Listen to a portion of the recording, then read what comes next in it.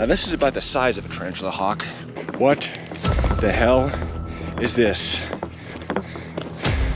Bighorn sheep skull. There's a kind of a lockbox, I guess. I'm not sure what's in there. Take a look at this. You know what this is, don't you? It's a crashed weather balloon. You can hear it getting louder, and I think you can see the hail dropping all over the place. And so starting to collect on the ground.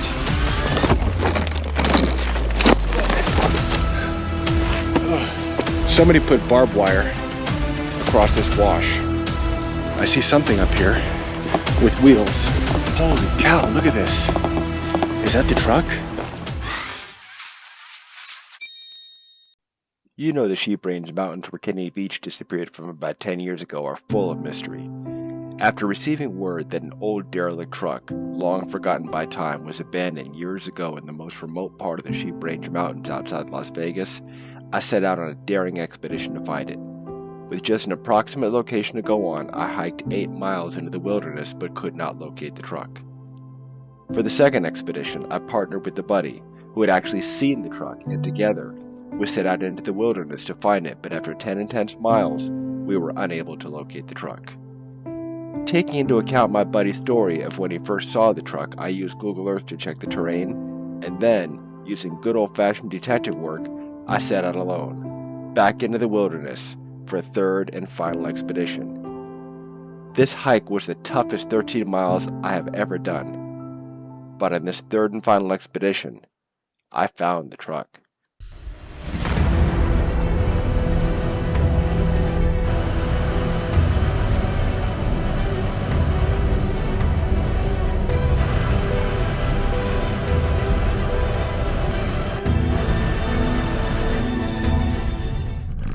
6 a.m. on the money at the Desert National Wildlife Refuge. That is the sign out there. We are on the east entrance once again. We're going to those mountains.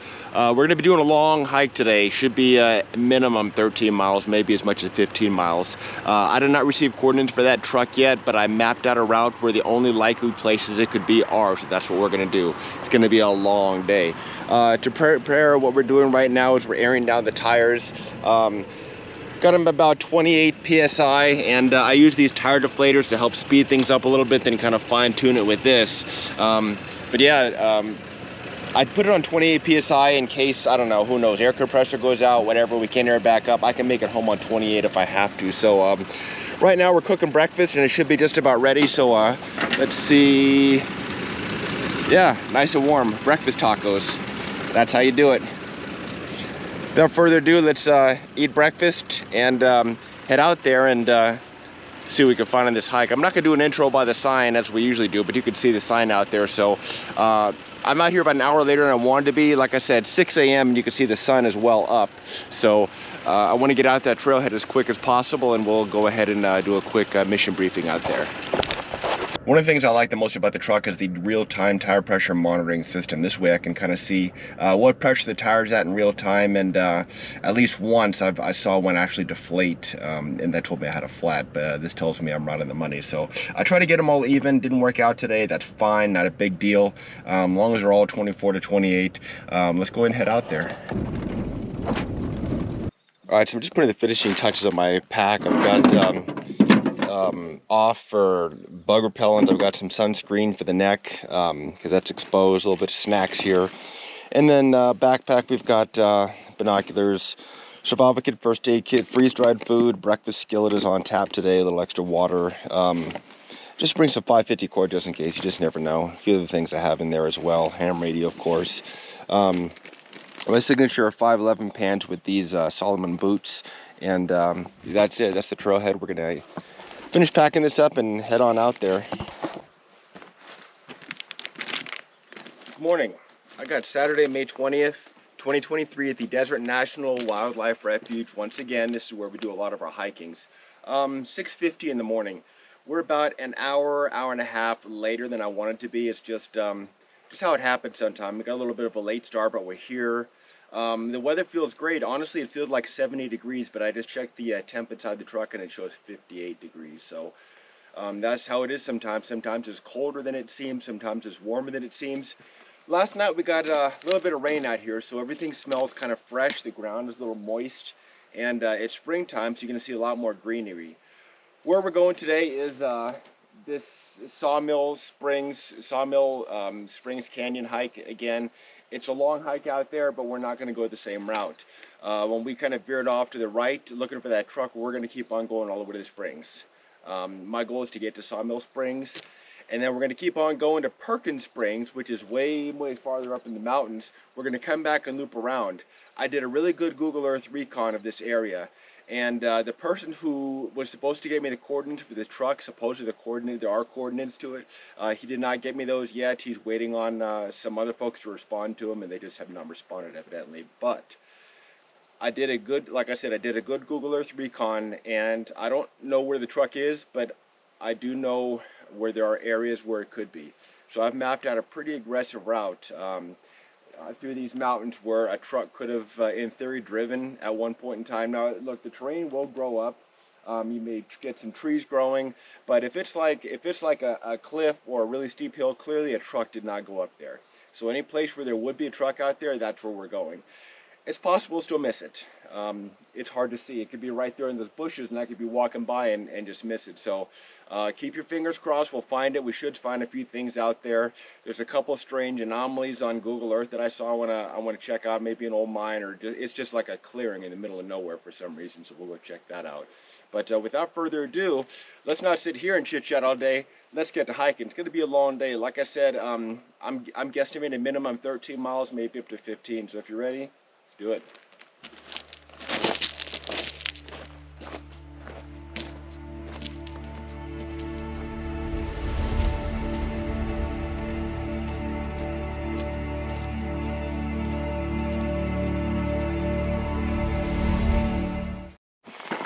So here we are coming to the gate. Somebody commented the last lost truck video, why don't you just drive up there? Well, it looks like you could, indeed you could, but look at this gate. Clearly you're not supposed to be driving out there. And clearly the gate's locked. So this is why we're not driving out there, we're hiking.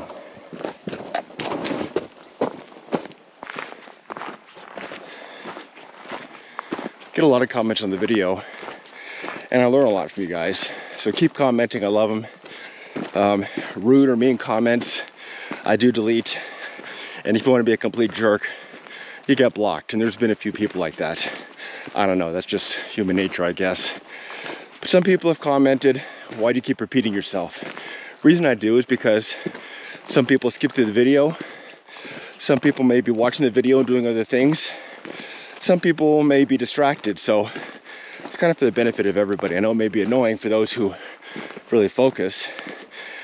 Other people have said, why you talk about the most basic things? Everybody knows you need to bring water with you in the desert. Well, yes, but not everybody realizes how important that is. So try to film these videos to appeal to everybody, from the beginner who's never been out here to the seasoned expert that does this for a living. So it won't be 100% for everybody, but I try to, like I said, average them out so the videos have an appeal to everyone. May seem like I'm out of shape, but I just had a breakfast, a couple of breakfast tacos and a donut, and we're walking uphill. And with a little bit of rain last night, it's a little more humid than it normally is, so it kind of weighs on you. But once we get deeper in the mountains, it'll get a little easier. And of course, going back, it's going to be a snap. It's all downhill. And that sun you see rising from the east will be setting in the west when we come back. Now for this particular hike, I am alone. Once again, I am totally by myself, and that's how we do business, you know. So those observant out there, if you hear another voice, a noise, see somebody or something, they're not with me. Please comment down below.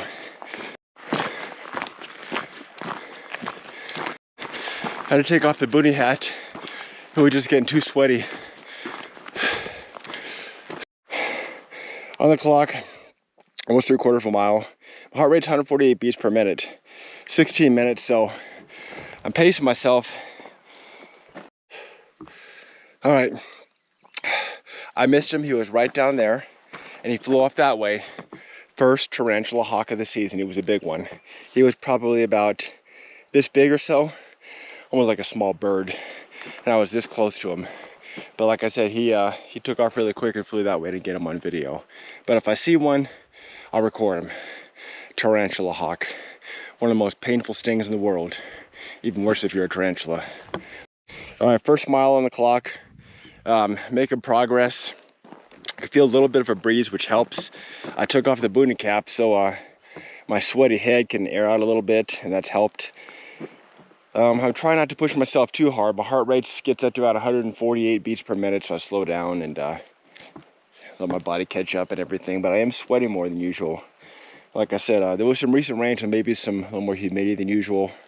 And it's approaching summer, so it's not as cool as it was in the wintertime. Now I checked the thermometer temperature at the truck, and it showed a cool 58 degrees, which it may be, but it sure feels like 72 or so up here, just because I'm moving and I have all this gear on. But I'm fine. It's important to keep in mind that even if the hike is fruitless and we don't find the truck, the hike itself won't be fruitless. There's always something interesting to see out here. You never know what you'll run into. Is that a tarantula hawk? No, that's a beetle. There he is. Thought that was a tarantula hawk with no wings.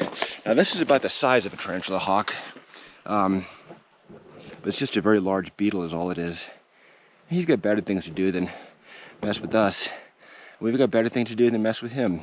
So we're gonna let him go on his way and continue our hike. But just kind of cool looking. Now some of these are stink bugs. You gotta watch out. Either dung beetles or they have some kind of a musk that they emit. So definitely don't want to pick them up. I don't think they bite or they're dangerous or anything, but just a little stinky. That may probably be what that is. So comment below if you know what beetle that is. I can look them up. I'm focused on the hike right now. In a dry environment, the air is really easy to breathe, it kind of flows freely. In a humid environment, the air is really kind of thick. It's a little harder to breathe because it's full of water, and you sweat a lot more because there's more moisture in the air. So right now we got 2.48 miles, about 2.5 miles, a little over an hour on the clock, almost 1,000 foot elevation gain. And if you look carefully, you can see the ground is moist, almost to the point of being muddy. I mean, it's really damp ground, and this is what makes it difficult. I'm sweating a lot, which means I've got to drink a lot more water than I usually do. It makes the hike just that much more difficult, so I have no reason to believe it's going to get any easier. But at this point is, I know what elevation we're at here. Let me see if I can find out. 6,600 feet. So we're probably within another 1,000 foot or so elevation to go. Maybe the top of those mountains up there is about, maybe even not that high, but there's still a little bit more climb that we've got to do. So I'm just taking more frequent breaks because, like I said, it's a lot more difficult for me to hike in this humidity. So now over here, to this wet brush and ground, here's some automotive pieces. This right here is why I believe the story of the old truck. These right here could very well be from the old truck. You can see like a part of a seat, a spring, some cans or something.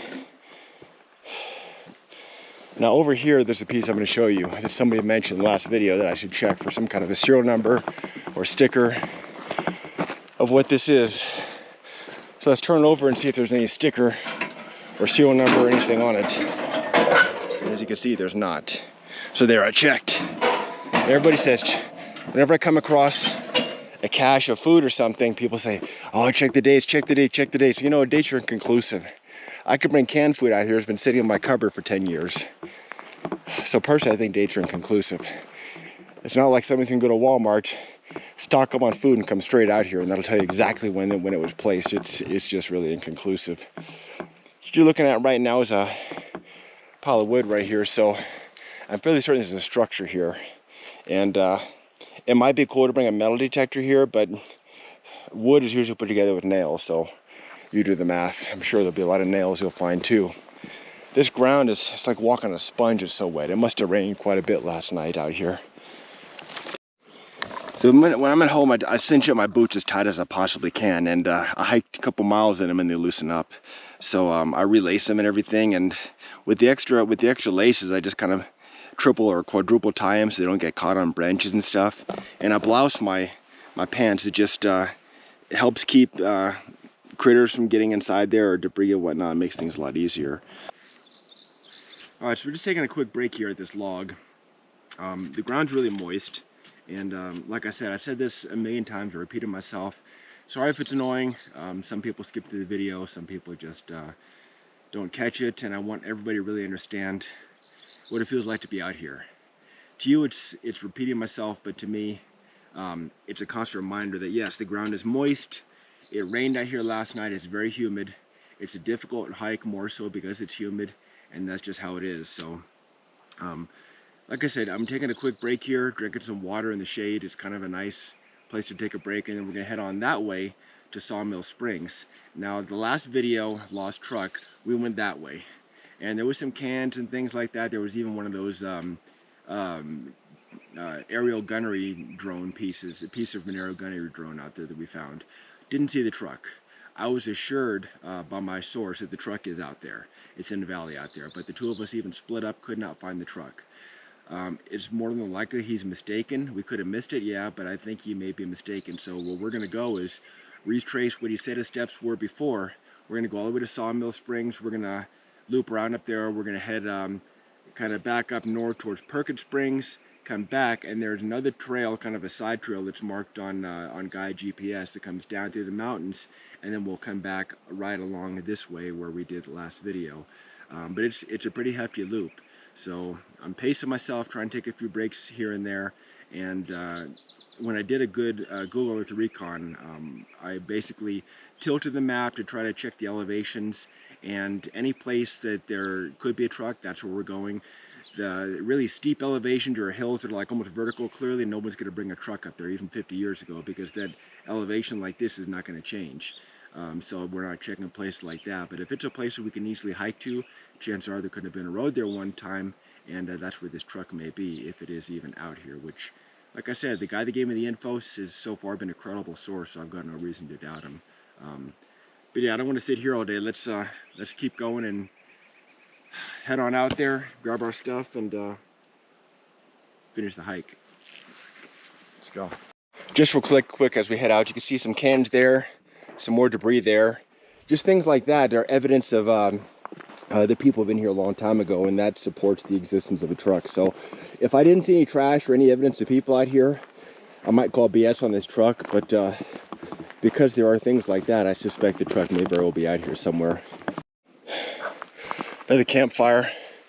Clearly somebody camped out here, like they may have been chopping away at this log, and it doesn't look too old because this, you can still see some like charred wood. Here's a can. See if we can see what it says on here. I can't tell. Doesn't even look opened. Could be an unopened can. It's hard to tell the date on that. It's a well-established road, but there's you saw that gate, so we couldn't drive up here. Otherwise, yeah, we could drive up here. I wish we could drive up here. It would make things a hell of a lot easier if we could. All right, according to Gaia, we've got to go this way. So onward. Yes, I know we're leaving the main path, but there is a clearing that you could see in Google Earth up here that I want to see if that's anything. So that's why we're going cross country to try and get to it. And if we can, then there's a side road or side path up here that I think goes parallel to the main road over there that we might be able to take. It also leads to a second clearing, what could be a clearing or a tailings pile or something. So it's kind of hard to tell on Google Earth because what we thought was a truck over there was nothing. And these clearings may be something natural, it's hard to say. So I'm just checking right now, trying to navigate to that point. We're almost there. And it should be this straight this way. So we got to go up a little bit of a hill. It's fine. But yeah, point-to-point navigation. Should be up here somewhere.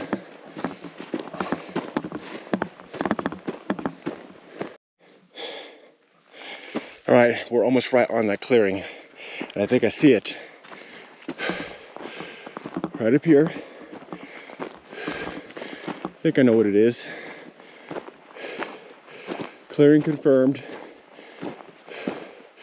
This, ladies and gentlemen, and I'm surprised to see it at this level, is an agave burn pit, or yucca burn pit. This is where Native Americans burn agave hearts for food hundreds of years ago. And we're standing in one. Now you can tell, it looks like a crater surrounded by kind of whitish rocks. It's almost a trail leading back to that little settlement, which we may go down a little bit and check. But what's surprising about this is, look around up in these mountains, there's not a whole lot of yucca like there is in the lowlands. So I didn't realize we'd have Native Americans this high up in the mountains. All right, not really much of a road, but this is it. And we'll just keep following this till we get to the fresh battery in the GoPro. We're at 6,900 feet elevation. Here's that second point right in front of us. You can see it right there. I knew this was either a tailings pile or a clearing or a mine or agave burn pit. And judging by these white rocks, it looks like it's going to be another agave burn pit. There's one piece of metal here. I don't think it's from the truck. You never know, but something. Evidence of people. So we'll keep going, see what else we can find. Just for the record, 7,040 feet, 1,300 foot elevation gain. Been hiking for about 2 hours now. 3.72 miles. It's warming up. My back is sweaty from wearing this backpack in the sun coming behind us. It's warming up, but these higher elevations and a lot of brush out here really kind of helps keep things cool a little bit, but I'm still sweating a lot. So you notice how slow I'm walking. I'm pacing myself, I'm taking my time, and coming back will be a lot easier, as I've said so many times, but right now it's difficult. And why do I keep saying it's difficult uphill climb? Well, look, I'm repeating myself just so you know that I am constantly reminded how difficult of a climb this is, and I want you to know too. I want you to feel how difficult this is. Many of you said, man, Steve's a badass. He goes out in the mountains 10 miles in a day, deep up in the sheep range. He's a badass, and everyone's a badass until you get your butt handed to you, and that's kind of what's going on. Now honestly, it's not that bad, but you push yourself too hard in an environment like this, snake bite, trip on a log, sprain ankle, anything. Look, help is not coming. It's the old signal on aircraft. You see any aircraft up there to signal? Help is not coming. That's why you've got to take your time, go slow, and get to where you're going. So come along, here's an old barrel, old bucket. Looks like it may have held fuel or some kind of solvent, I don't know. I can't really tell what company this is. Maybe you can. But this is something that more than likely a hiker would not have brought out here. So I'm guessing this has been out here for a very long time. And the more signs of civilization I see like this, the more encouraged I am that we'll find something cool out here. Brush is getting thicker and the path is narrowing. Now look at this tree. What would have scraped the bark off like this? Comment down below if you know. So I checked the GPS, and once we get to that sawmill spring up there, we got to come back right around somewhere to this point, and somewhere in this canyon we've got to go straight through, and that will lead us to where that other trail that we passed will come kind of loop around there. That's where we got to go. Now the thing is, there is no clearly defined path out there, which means we're bushwhacking. So what I may have to do is find maybe like right there or someplace around here where I can get through enough to see Can I get through this, or is it just going to be solid brush? Because I don't want to just bushwhack through solid brush. Chances are you're not going to find anything like that, which means we'd have to come all the way back down that hill to that settlement and go back up quite a ways, maybe a mile or so, to the North Fork of the Sawmill Springs Trail, which I was hoping we could loop around and get it from here. So let's first get to Sawmill Springs, come back down here, see where we're at, and then we'll make that call.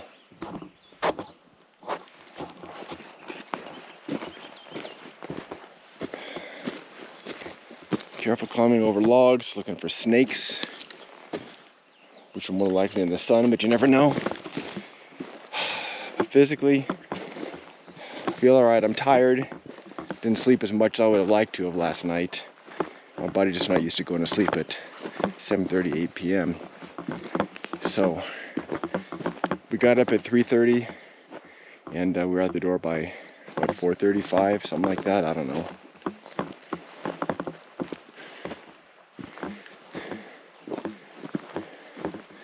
All right, 2 hours, 40 minutes, 4.77 miles, and we're at the 7,500 foot level. Another piece of civilization as we get closer to the spring. An old can or something. Unlikely to have been brought up by a hiker, so probably left over from when there was, I'm assuming, an old sawmill out here. So I'll take a quick break here. We're getting closer to a Sawmill Spring. We're not there yet, but I will say, on the clock, got over 5 miles, 2,000 foot elevation gain, almost 3 hours. We're not even halfway to where I plan to be. I'll just show you real quick. Here's a jar. What jar? People keep saying, "Oh, check the dates, check the dates." Look, some of this food or jars or whatnot doesn't have dates on them. Even if it did, the dates are inconclusive. Might give you an idea how old something is, but for the most part, it's inconclusive. So for those of you saying check the dates, look, the dates aren't that big a deal. It's not really going to give you much information. All right, we're coming up on something here. Do you see it yet? What the hell is this?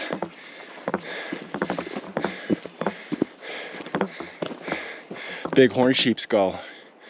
Somebody put on this log. Wow. See the 2 horns? Very old one. Let's get some pictures and keep on going. All right, so that's the sheep skull. Obviously, bighorn sheep, they really know the animal that has horns like that are built into the skull. But just go to show you the horns are bone, part of the skull looks like. There's a fly on it, and anybody says, why don't you take it with you to make a cool souvenir? A, it's heavy. It's a skull, and B, it stunk. So there's still a little bit of, I guess, fleshy material on the horns or something, and it did kind of stink, and I handled it with my hand, so I did put on copious amounts of hand sanitizer just now. And we're going to continue on to the spring where I'll probably wash my hands if there's flowing water and put some more hand sanitizer. But yeah, that thing kind of stunk, so that's why we're leaving it there. Let's continue on. I'm hoping half a mile or so to the spring, and we'll take a rest there, maybe have a snack. I just checked, and GPS shows, our guy at GPS shows less than half a mile, like 0.3 miles to the spring. I wonder if all this water is flowing from the spring at one time. It's hard to say. Noticeably cooler up here. Terrain's relatively flat now, but it's also noticeably steeper. Wouldn't surprise me if that spring's at 8,000 feet. We're almost there.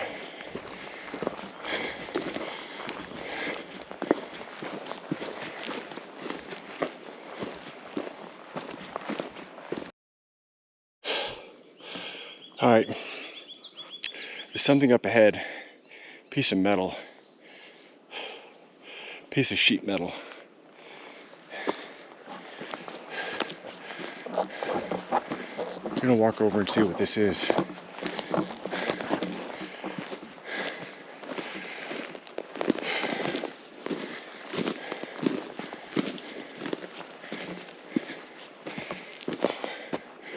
Holy crap, we got a settlement here. All right, here's a wooden dowel, or a stake, or in a pinch, a club, campfire.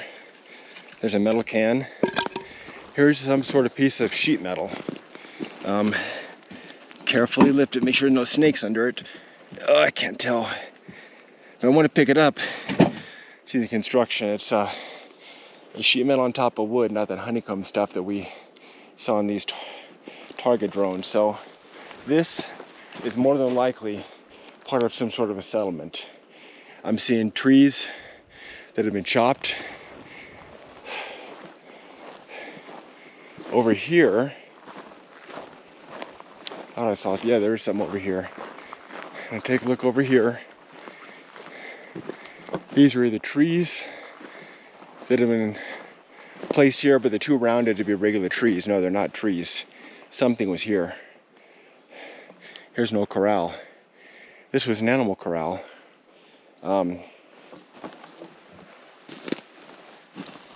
You can see right here, look at these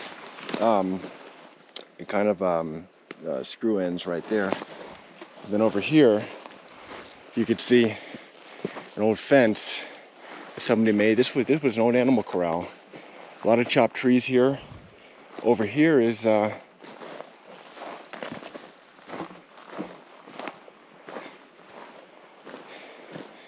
feeding trough, maybe. This was an animal corral. Place for horses to rest, perhaps.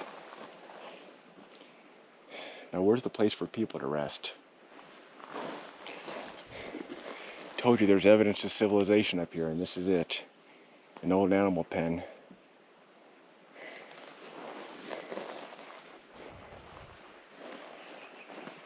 Now I'm gonna look carefully and see what else we can find out here.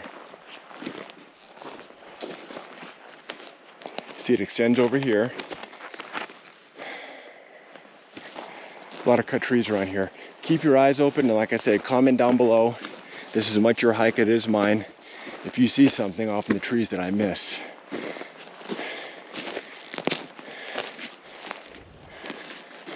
Maybe a campfire one time here. There's something blue. I don't know what that is. Melted plastic? I don't know. Hard to say. All right. Let's check the GPS, see how close we are. I don't think we're at the spring yet, but it's just up there a spell. All right, so I did just mark the animal corral location. Take a look at the baling wire, how much the tree has grown around it. I don't know how old this is, and I would expect the tree to have gotten bigger than this, but I don't know, it's hard to say. You could see the lines that baling wires made the tree. Here's another something somebody made for the corral, the animal corral fence. Clearly very old. Been here a long time. And these circular pieces here, these weren't made by hand. It's hard to think that these circular pieces are made by hand. I would imagine they had a machine or something. If there was a sawmill out here, which being this Sawmill Springs, I would say there's probably a sawmill out here somewhere, or was at one point. And it could have been that encampment. Here's something as well, a piece of metal.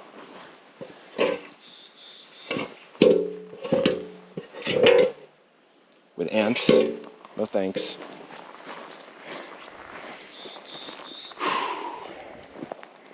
But yeah, I don't see anything else. Let's continue on the spring. It should be that way.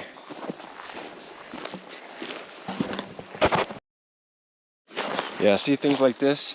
This tree, that didn't fall by itself. That was cut. That was cut. So the more cut trees I see around here, the more confident I am that we're going to find something else. Just kind of slowly walking, stopping, looking off in the distance, see if we see anything. This kind of wash or flowing water path we're following seems to lead right to the spring, so I'm interested to see what it looks like.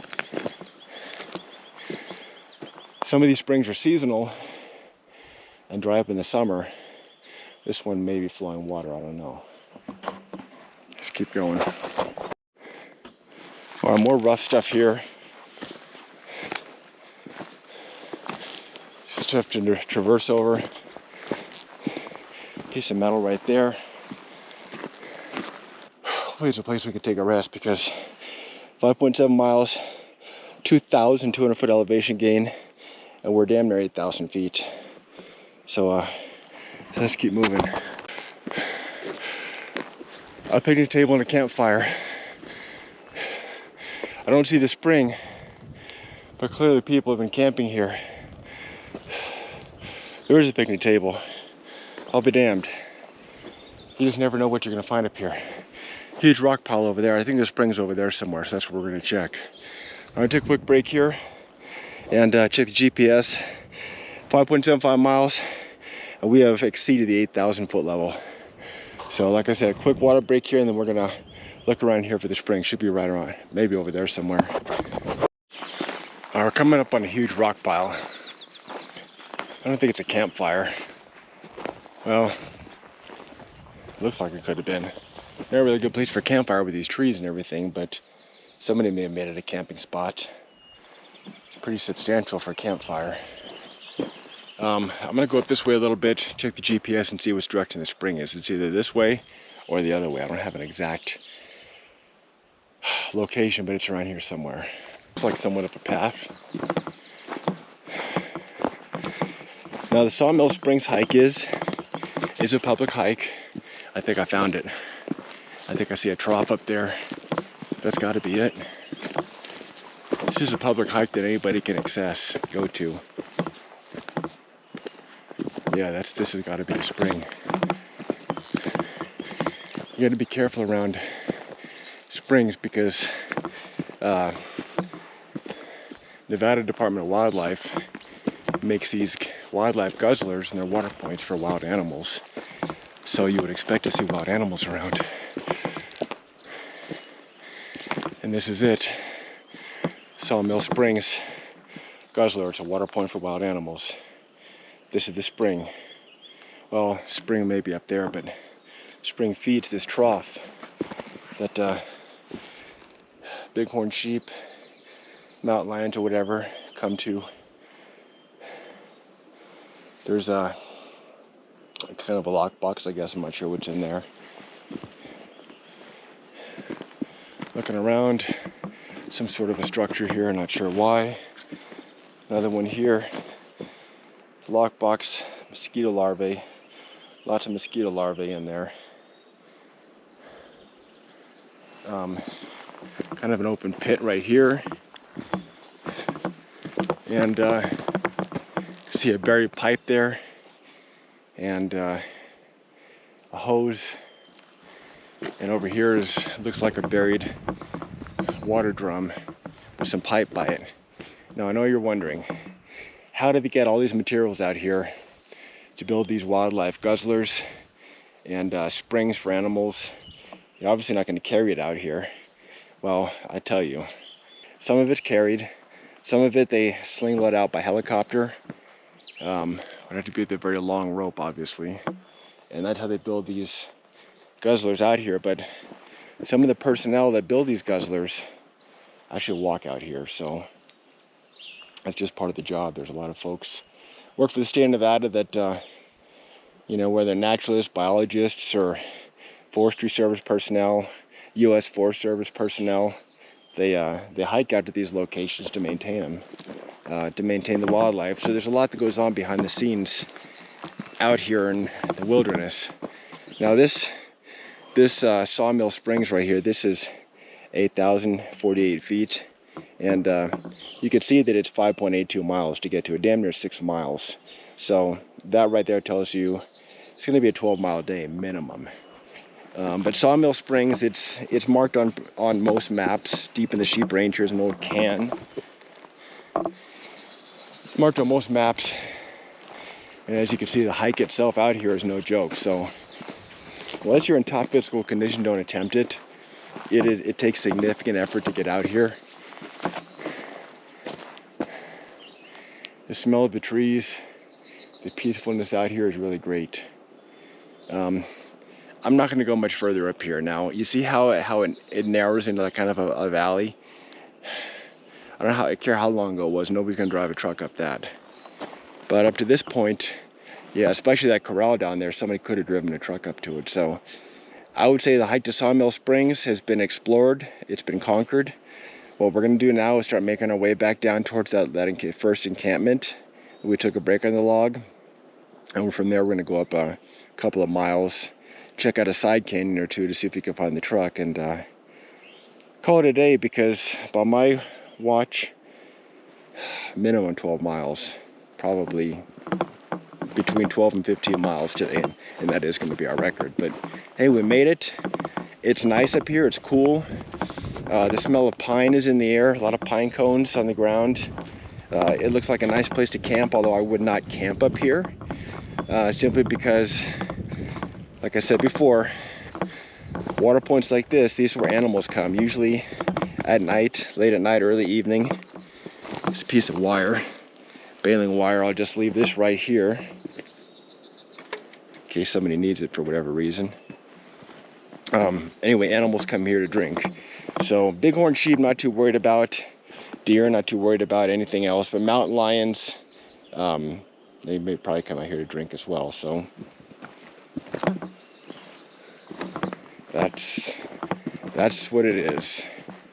Let's make our way back down towards that picnic table and go from there. Just real quick, I didn't notice this before. On the bottom of the freeze-dried food, it says, don't try to make friends with the raccoons. They will just charge at you, steal your food, and then laugh about it with their friends behind your back. I guess it's true. I don't make friends with raccoons. I wouldn't know. But just some advice from the bottom of your freeze-dried food right there. All right, just finishing up the snack.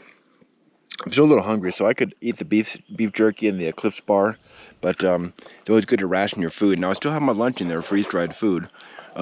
Just in case something happens out here, I want to make sure I have a little bit of extra food. I mean, knock on wood, Lord forbid I can fall and twist an ankle and get stuck out here for an extended period of time. And if that's the case, then wolfing down all my food in one setting is not going to be a good thing. So I'm just trying to keep it rationed, eat a little bit. Just a moment, I'm gonna get up, drink some water, and we'll be back on our way, heading back down the hill. But anyway, whoever put the table there, it's appreciated. It's a great resting spot and nice shady and whatnot. And this tree, if you were to maybe cut some of these branches off, you could probably make it into a really pretty nice shelter there. It looks like with that rock, somebody may have started to do that. But yeah, just move some of these dead branches and, you know, put some other full branches on the outside. You could make a nice shelter there for spending the night if you had to. And I just saw something that is not plant-based. Take a look at this. Animal spine. Very old one too. I don't want to touch it because I don't have my gloves on, but it's been here a while. It doesn't really have any meat on it, but you can just see it looks kind of cool.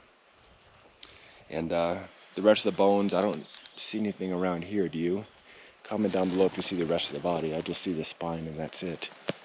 So yeah, this could have been taken out. In fact, it probably was an animal taken down by a mountain lion. It looks like about the size of a mountain lion. Could have been taken down by a mountain lion and eaten here, and the rest of the body's around somewhere else. Who knows? It is significantly easier walking downhill than it was climbing uphill. It's cooled off a little bit. Humidity's somewhat subsided. And I'm taking my time looking off in the woods to see if I could see anything interesting, because clearly there's been some human activity up here a long, long time ago. There's a lizard hiding here. I'm gonna try to get him on a video. I think he ran into this log, so I'm gonna move it and hopefully it'll run out. There he is. Looks like he's missing a tail, but he's pretty fast. We're just making our way back down the mountain here. Looks like a path through here almost.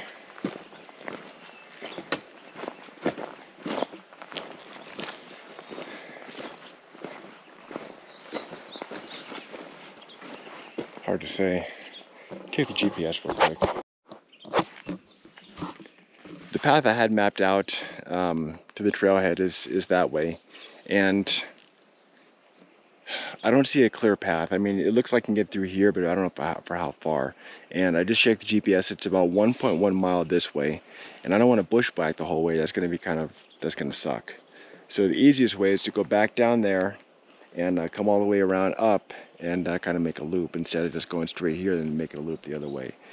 I think it might be about the same both ways, but I'm gonna double check on Gaia GPS just to see the distance. But yeah, if I can find a way through this way, I will. But otherwise, we're gonna stick to the main path where it's easier. I just checked GPS. If we stay on the main road and go around, it's gonna be almost double, almost 2 miles. This way, it's just 1 mile. Actually, it's gonna be about 3 miles. This would just be 1 mile because we'd have to go back. It's 2 miles to, I think, to where that intersection is, where that settlement was. Another couple mile or two back to where we're going right here. So this would be significantly quicker. I'm gonna try to find a way through. I'm gonna do it. I don't know if I can get through. Looks like maybe somebody's been through here before. It's hard to say. I don't like going cross country like this because you just never know what you're gonna run into.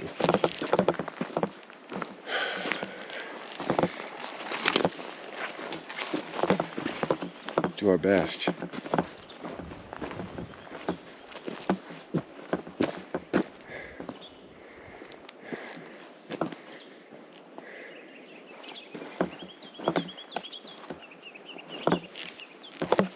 Well, I guess going cross country can't be any worse than going up some of those extreme hills that we've been climbing, especially the one in Junebug 3.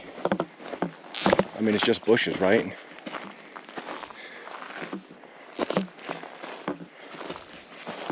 It looks like there's somewhat of an established path here, but established by who or what?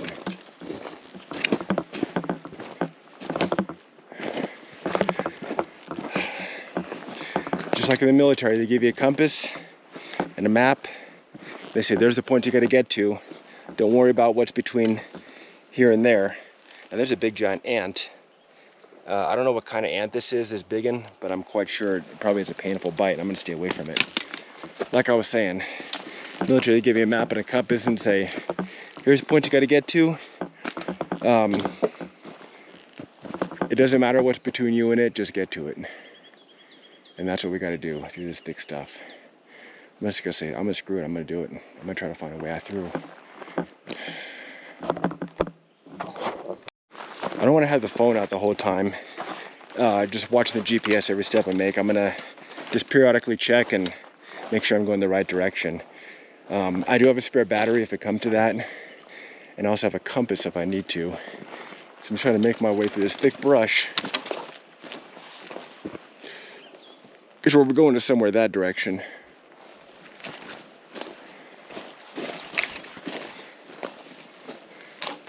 These pine needles will jab you in the face if you let them.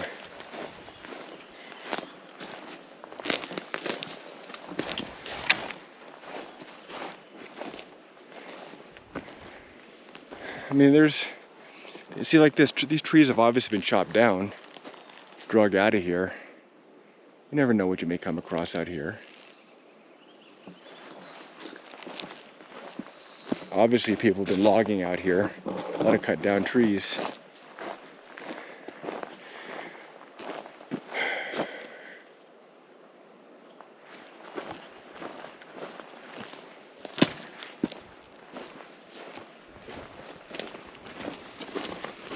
I'm just trying to follow what appears to be an existing path, but it's really kind of hard to say. We're definitely off the main trail. Now, if we can get to this trailhead up here, that's a mile up here. I'm not gonna say it's smooth sailing, but there is an existing trail from what I can see that goes back down to the main road. So it should just be about a mile of the rough stuff, and then we'll complete the loop, at least most of the loop that we have planned to complete. Meanwhile, just sit back, comfort your own home or wherever you are.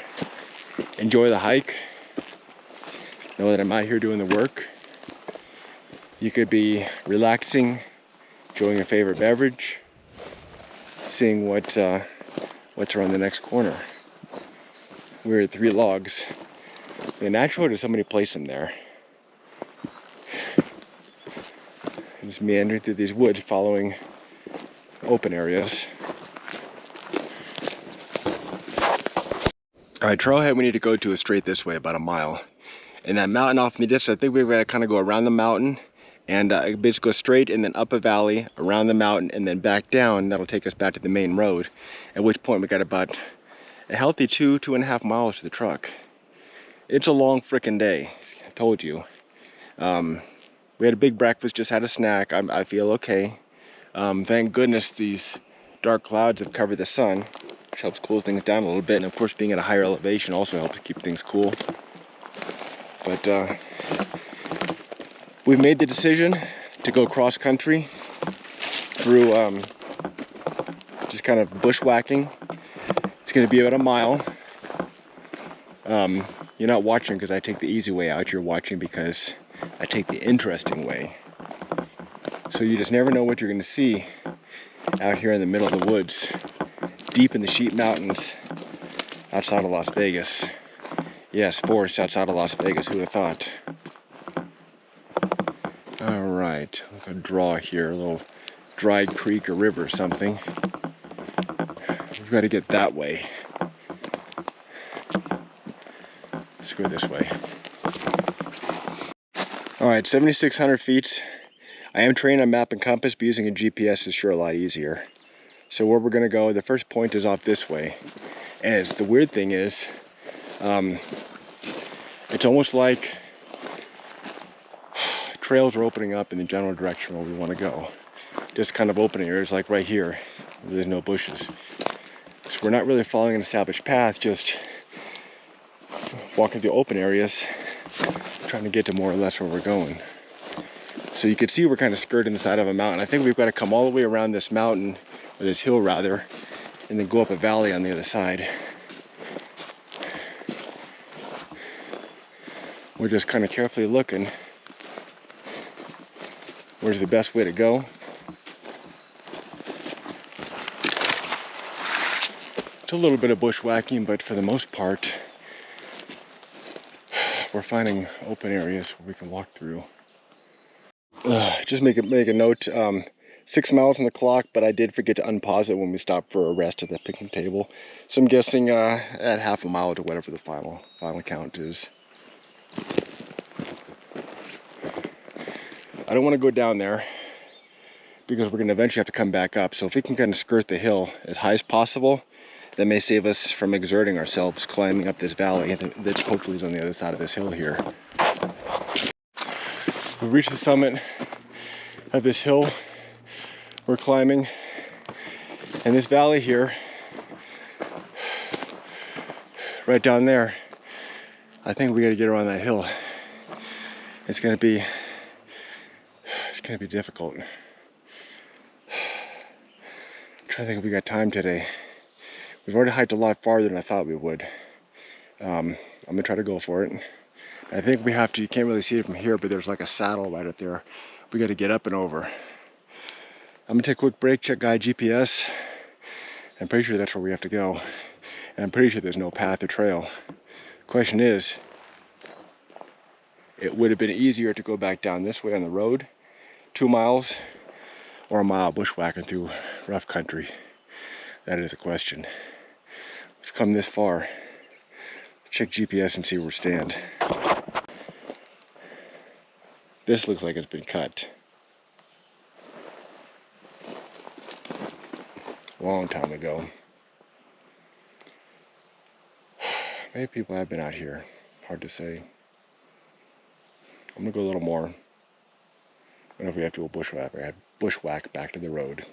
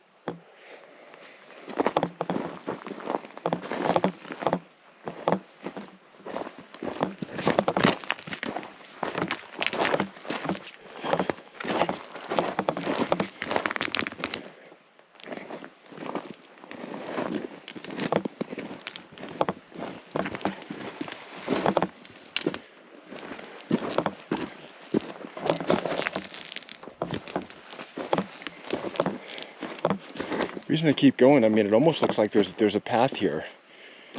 I mean, a very old one, but you know, I saw evidence of a cut branch. Then this right here, look, is that broken or is it cut? Look how flat that is, how flat this is, how flat this is. Just wonder if somebody had been through here and cut a path.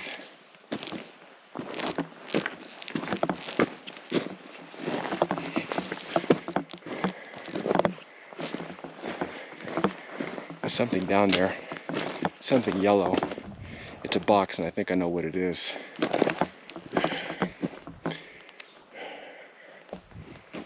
Well, this was our path, but obviously we're gonna check out whatever that was or is.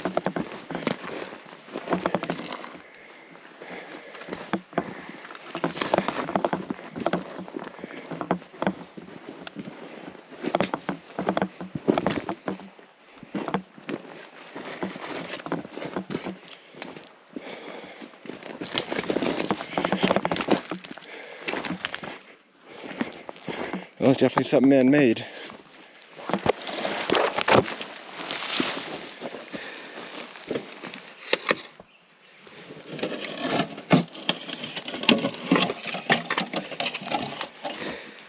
All right.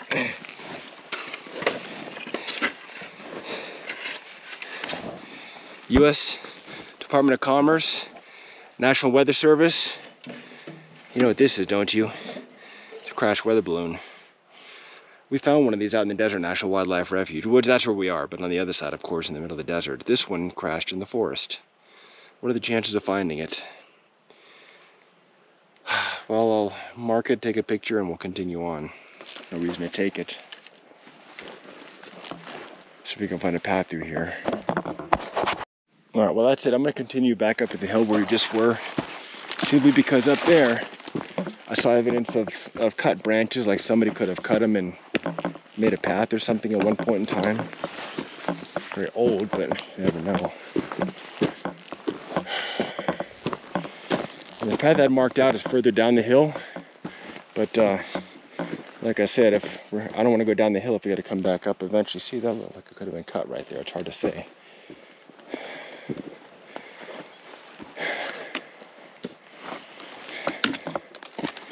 All right.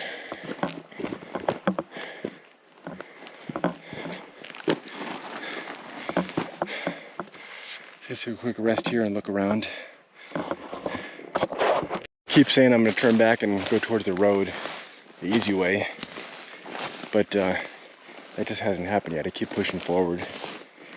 That's what this hiking does to you. It's really kind of addicting. Just want to see what's around the next corner.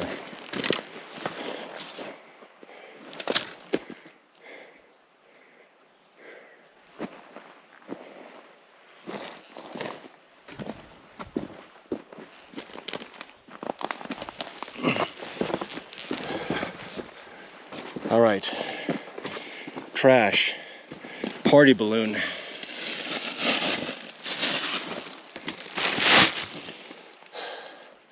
I am going to try to pack this out with me. No, maybe not. Party balloon.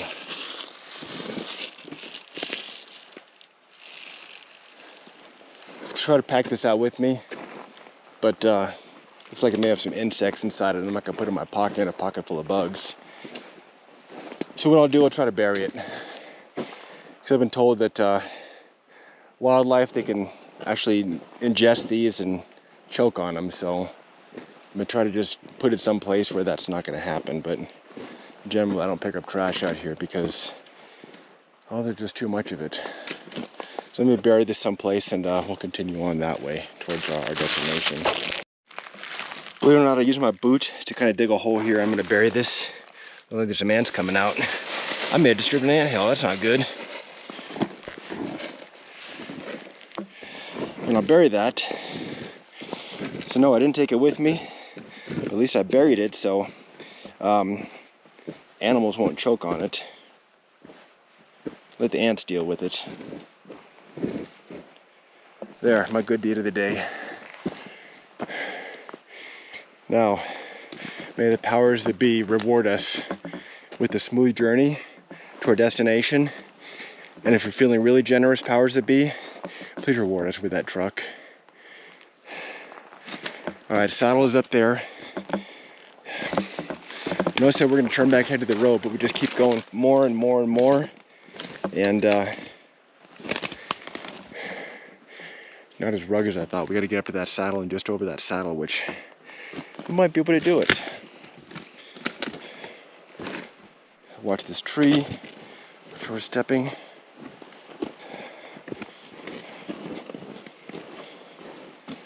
Okay. We're in that little draw valley that I mapped out. Let's find a way up there, and that's where we're going. Hopefully there's not any hellacious climbs, because I will come back if there is. Just showing anything interesting. There's a little piece of bone right there. Maybe some more bone over there, hard to say. The only piece of human beings have been that crashed weather balloon transmitter and a party balloon. So look, you're having a party, you live in Las Vegas, these party balloons, don't let them get away. When you're done with them, dispose of them properly, because animals can sometimes ingest them out here. So at least that one, I'm not going to carry it with me. It's got bugs on it, but I did at least bury it, so let's keep going. I'm going to try keep punching through to find a way up there. It's going to be challenging, but I'm going to try. And if we get stuck or have to turn back, so be it, but I'm going to try. It'll sure save us a lot of time if we can get to that trailhead up there and make a complete loop and head back and say, look, we've checked the complete trail loop. The truck is not there, or maybe we'll find the truck, I don't know. But if we don't find the truck in this expedition, I'm not coming back until I get a grid coordinate or GPS point or something. I don't know if you can hear that, but that's thunder. And those are storm clouds up there. It may very well rain on us today.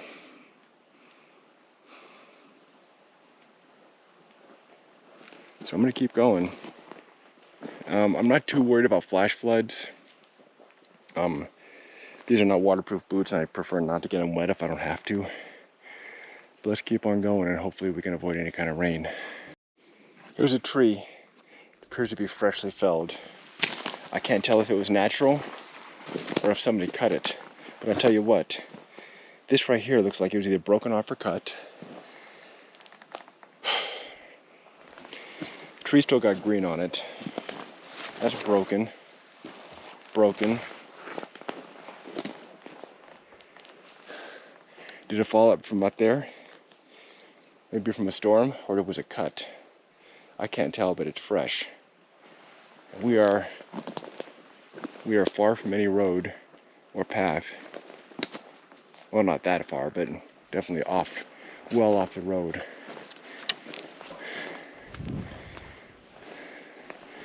What are the surprises we find in this forest? Or we gotta go straight this way. And like I said, I'm just looking for kind of, not really a path, but just open areas that lead us to where we're going.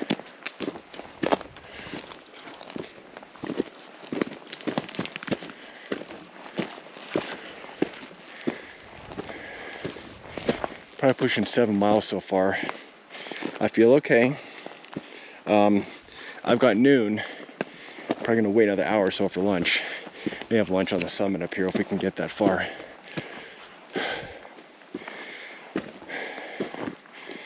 That snack helped us a lot.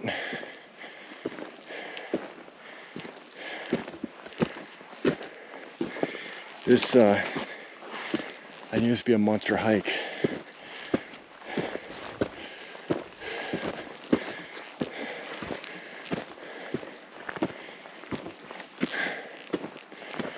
Oh man. All right. All right.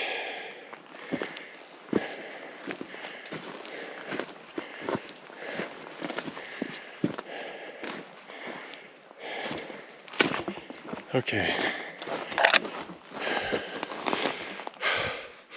Quick break in place.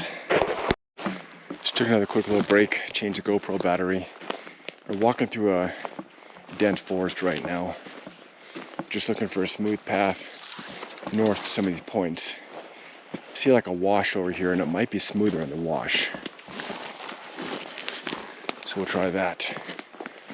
The only problem with washes is once they get to the hills, they sometimes lead to waterfalls, which we can't traverse. Well, there'll be a way around it, but it might be challenging.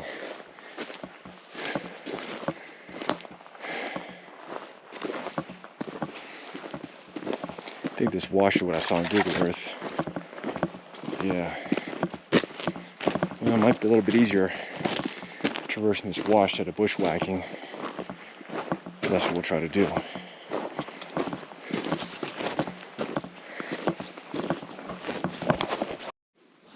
We're almost halfway through this valley. It's all uphill. But I will say that once we reach the summit and that trailhead up there, the other branch of the Sawmill Springs trailhead, it should be all downhill the entire way to the truck. It's just traversing this difficult, rough, overgrown valley to the top of the summit. On the clock, 4 hours, 27 minutes, 6.48 miles. Like I said, we forgot to unpause this, so I'm pretty sure we're well over 7 miles right now. And we could have hiked longer than that if we had gone on the road, but we decided to take a shortcut through the this rough valley. So we're gonna press forward. Like I said, we're almost halfway through. I'm gonna go for it. I'm gonna go for it. So I don't want to get back late, but I can get back late.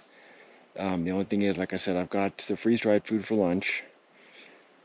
If we're out later than that, I've got a Clips bar and some beef jerky, and that's the last of our food. Some people come out here, they don't eat that much. I do. I like to eat. And when I get back, I am going to eat. Believe me, I'm gonna have a nice meal somewhere. I don't know where, but I will. Anyway, let's not chit chat. Let's keep on going. We've got a long way to go and a short time to get there. Now, once we get to the top of this summit up here and find that trailhead to the other branch of the Sawmill Springs Trail, anywhere around there, heading down to the valley is where I would expect possibly that truck to be. In the meantime, we're just traversing this rough stuff and trying to get to the top of the hill. Hope we don't run into any huge obstacles. And if we do, we've been through some doozies before, but the only thing is, it's just, I don't want to push my body too far. We've still got a significant walk back to the truck. It's right there. I'm not going to waste my energy going over to it. You've seen bones before. They're all over the place. They probably washed down last rain, hard to say. But there's a lot of bones out here. Bighorn sheep, mountain lion, raccoon, coyote, badgers. That's about it for the bigger animals. So it's that bone has got to be one of those, unless of course it's human, but I doubt it. At any rate, let's keep on going. I think you're probably telling my voice the difference from when we first started. When we first started, I was excited, I was motivated, and now I'm getting kind of tired. Well, it's been about 7 miles so far. So yeah, it's tiring. But we're gonna keep going. Almost looks like the Pacific Northwest, but it's not. This is the Sheep Range Mountains, hour or two outside of Las Vegas. That's what I was afraid of. It's getting more and more rugged the further up we go. We're almost saddle. Last time I checked GPS, we're almost to the halfway point of this rough valley we gotta traverse. Look on a guy, it's about half a mile to that saddle up there. Perkins Springs is even more rugged, so I don't think we're going to Perkins Springs, but we can at least make it to the saddle up here. But yeah, we're past the point of no return. We're gonna keep going.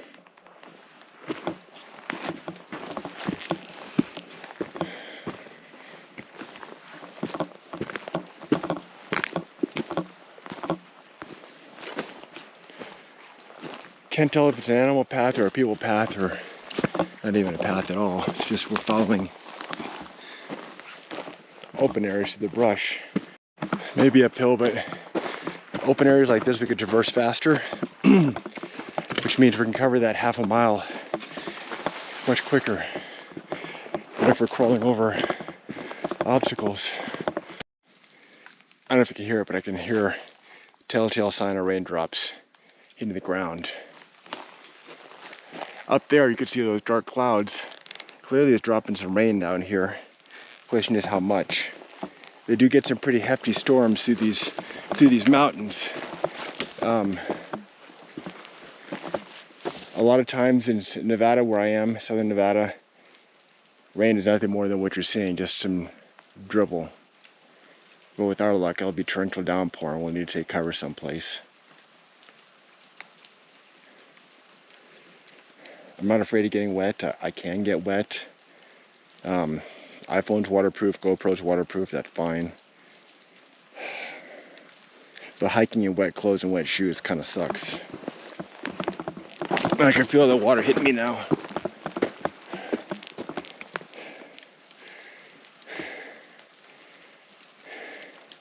Do I keep going or do I take shelter? Well, 12:27. I don't want to stop though. I'm gonna keep going.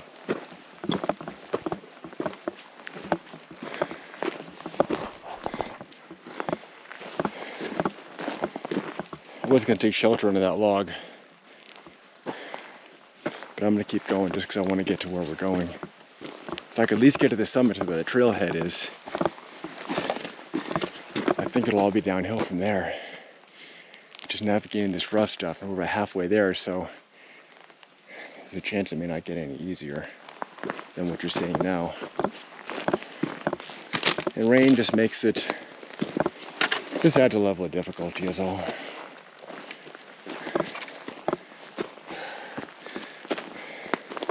I don't know what's worse, blistering heat or being in the rain, but it happens when you come in the outdoors. Yeah, no. See, this is getting really freaking rugged. Like I said, the rain just adds just another slight level of difficulty. If it gets no worse than this, we're fine, but if it starts really coming down, maybe take shelter.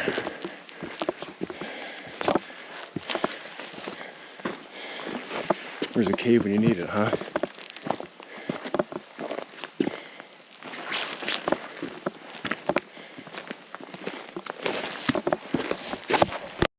From the road, we're probably halfway to that trailhead we got to get to up there, which is right up here somewhere. So you can hear the rain coming down. I've taken shelter under a bush trying to get out of the rain. I just don't want to have wet clothes. And hopefully it'll pass pretty quickly. So yeah, we're gonna kick it here for a few minutes. Well, when it rains, it pours. What do you see now? That's not rain.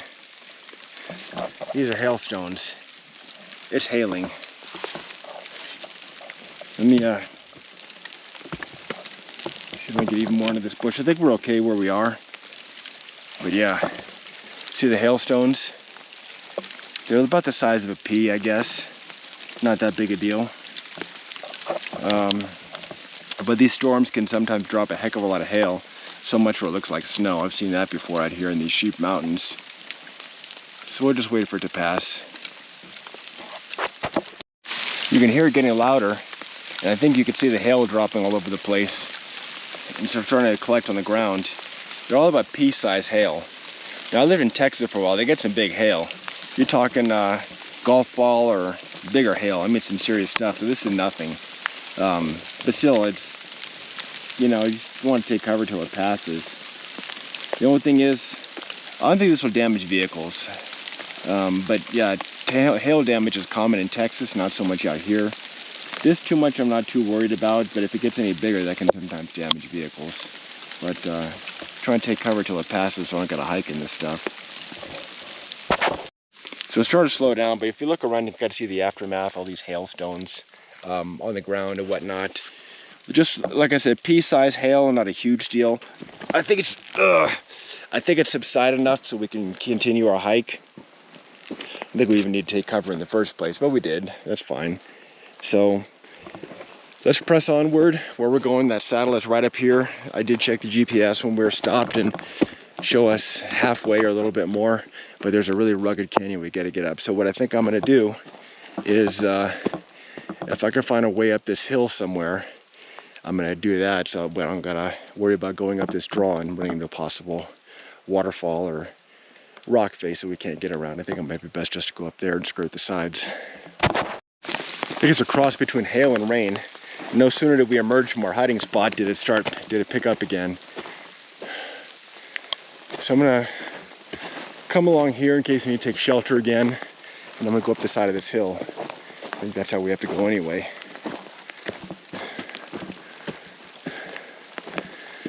But now everything's wet, combination of hail and rain. And with heat, that'll turn to humidity. But the clouds out here, I don't have to worry about that too much. I have a little bit of shelter at least. I think where we need to go is straight up that way. But I think I'm going to climb this hill. All right, the rain and hail appears to have subsided, which is good. So I think we need to follow this draw to that saddle up there where the trailhead is somewhere. But I've learned from experience that sometimes following draws like this can get you cliffs or sheer cliff faces you can't get around. So if you see an open hill like that, take it, and that's what we're going to do. But first I'm going to show you, if you could see over here, and I'm not going to go to it again, but there's another bone right over there straight ahead. Just look careful in the video, you'll see it. Clearly the bone was washed down here, so I don't know why all these bones are being washed down this draw, but for some reason they are. Maybe that's the lair of some sort of beast that's been eating animals, who knows, I don't know. Let's keep going. Onward is the only way to get out.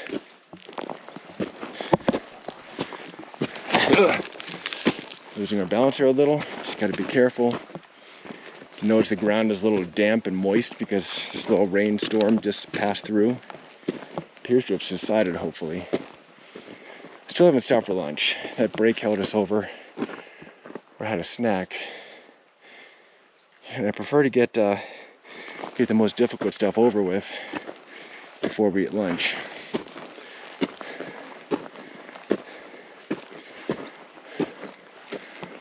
I'm slowly trekking up this hill.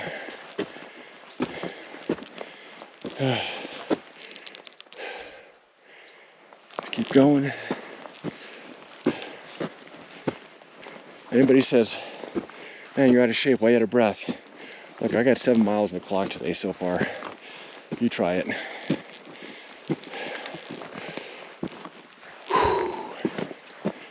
All right. So way off in the distance, there's some snow in the mountain still.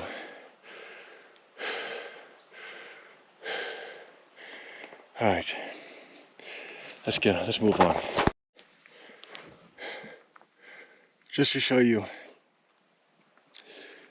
we've come about 3/4 of the way. That saddle we got to get up to is just right up there. But take a look around. There is no easy way.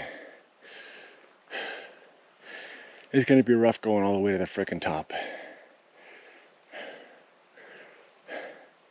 We're deep in the sheep range, in the middle of nowhere, and we've got no easy route. The hail stopped, the sun's coming out, and we've got to get through this stuff. Now the saddle's within sight, so it's doable, and I've climbed worse than this. But got 5 hours, 7 miles on the clock, 2,700 feet elevation gain. This is turning into to be our biggest hike ever.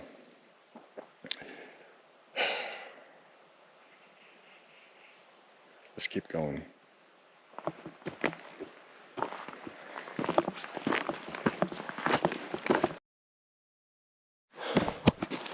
Alright, down and up. Some of these I'm guessing are animal paths, sheep or whatever comes through here.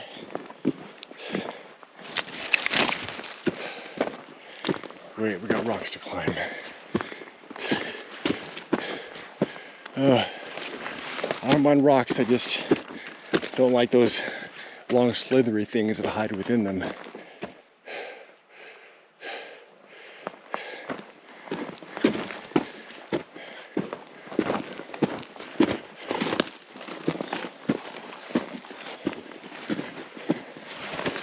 Oh, man, we're getting there.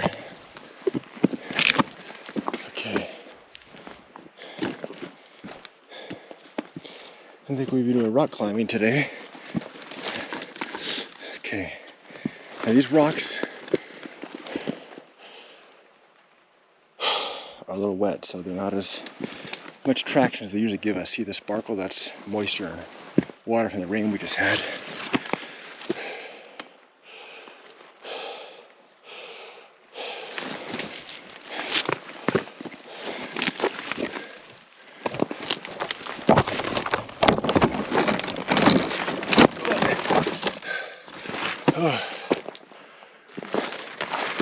Begin to think maybe we should just hike the long way.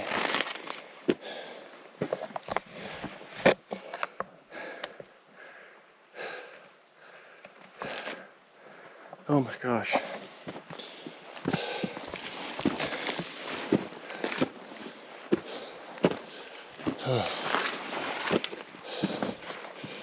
Okay.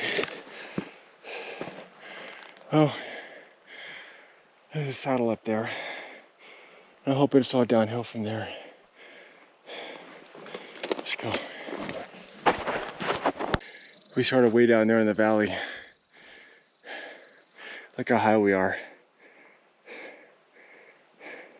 2,800 foot, almost 2,900 foot elevation gain. Okay. Okay. It's warming up, but it's not brutal Nevada hot yet. But my face is drenched in sweat. I can feel it dripping in my eyes. And I just went through hell climbing through all this stuff. But I think I see the summit right up here. We're almost there. Yeah, this is it. This is that saddle we were trying to get to. The summit of the valley.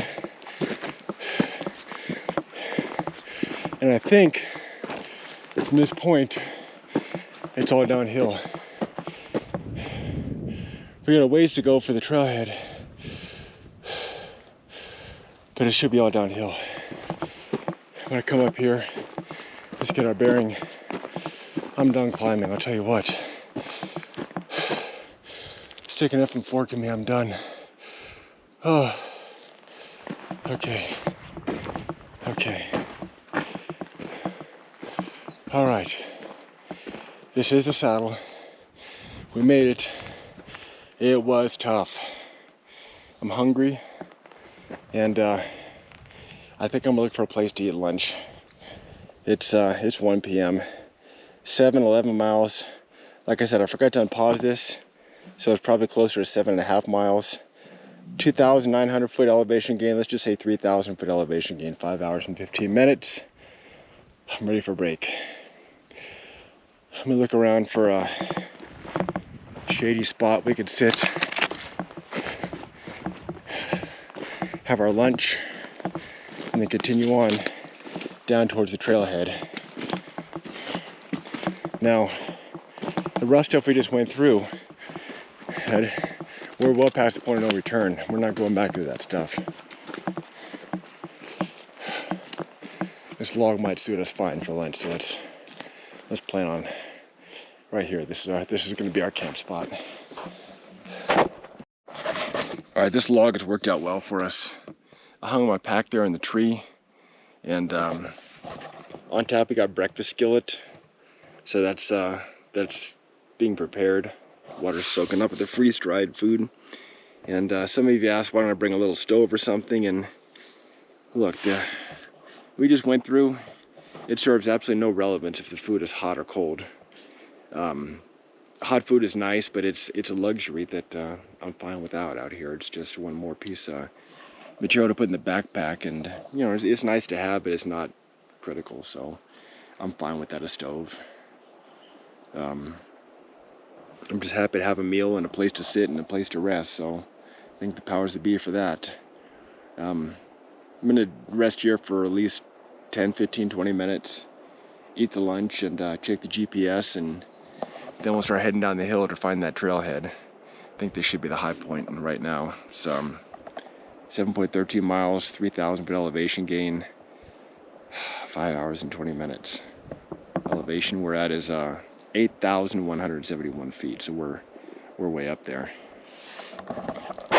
Well, I should be about ready. I've got my trusty CRKT Eaton tool, extra large one. Did have a smaller one, and funny story. It actually confiscated it by airport security in Mexico. That's right, they took my spork. Reason being, had tools in there. They don't want you entering the country with tools. I guess maybe they're afraid you're going to fix something. I don't know. But at any rate, you could see my, look for my video that says I was what almost got me arrested in Mexico or detained, whatever it is. And I tell the story of how I got detained by having a spork. But out here, it's going to come in handy because I'm going to use it to eat that meal. All right, I just finished lunch. About to pack up my trash, put in the bag. I've got a Cliff's bar and a piece of beef jerky left. That's all the food I have left. So if I have to break into those, that means we're out here longer than expected, and I was not planning to stay out here that long. So on the clock, I've got 1:21 p.m. and I'm gonna head down this hill and try to find the trailhead, which should be about 300 feet that way, and that should go gradually. It should all be a downhill basically from here. Bad thing is it's between 3 and 4 miles, so 7, 8, 9, 10, 11, maybe even more than that. I don't know, probably around 11, 12 miles today. So, but again, it's downhill, and that's fine, as long as we're not climbing hills anymore like this monster we just climbed. So let's pack it up and go. All right, campsite's cleaned up. We policed all our trash. It's in our backpack. We're taking it out with us.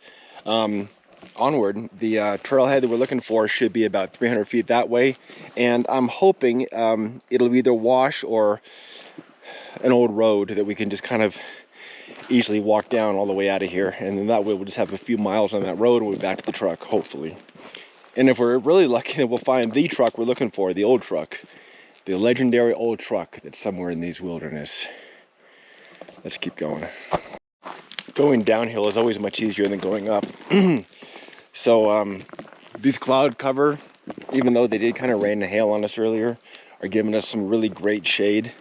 In addition to trees and the high elevations. Weather right now, oh, excuse me, watch my balance.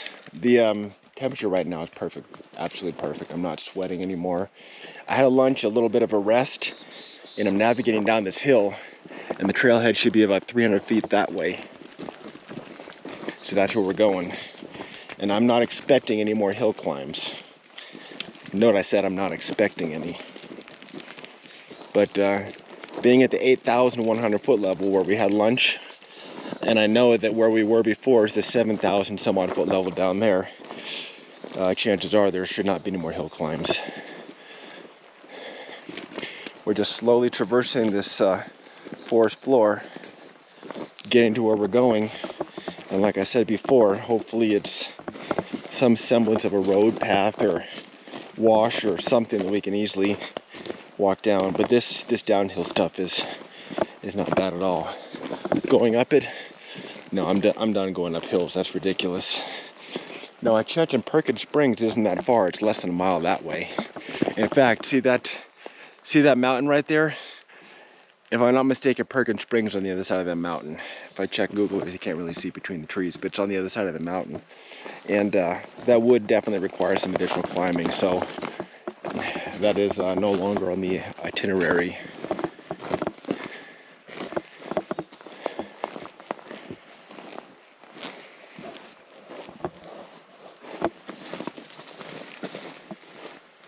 Okay. Now, I don't want to go down too much, only to realize that the trailhead that I'm looking for is up a little bit. So that's why I'm carefully looking around,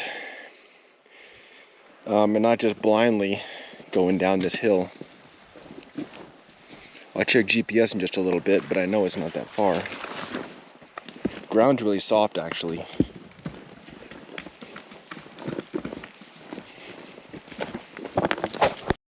This really looks a lot like the Pacific Northwest, or even the mountains of Arizona.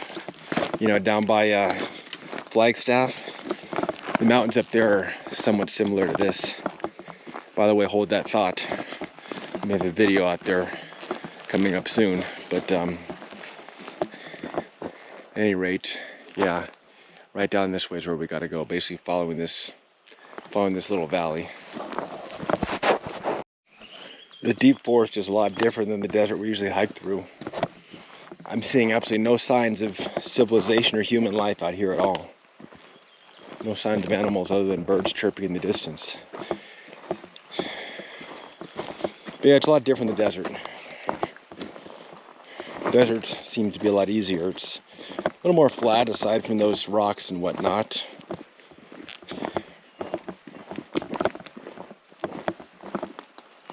But these big trees are definitely something that we're not used to seeing. It's not out here.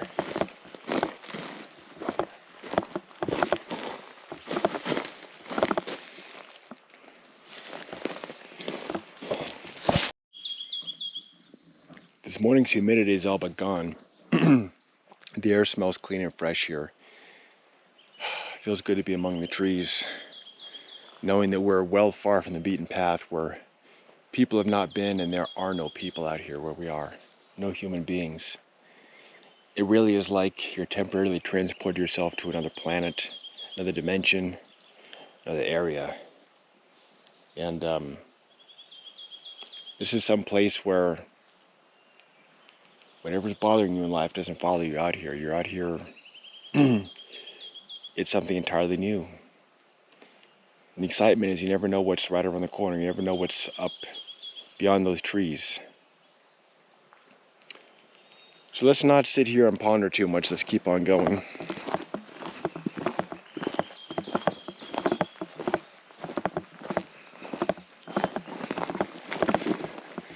Haven't been in an actual forest in a while.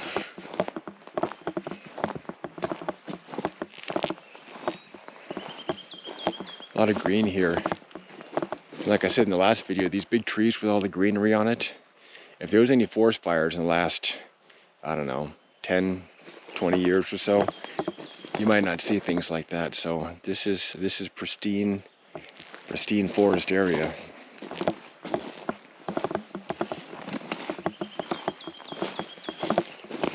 Strange things about the forest is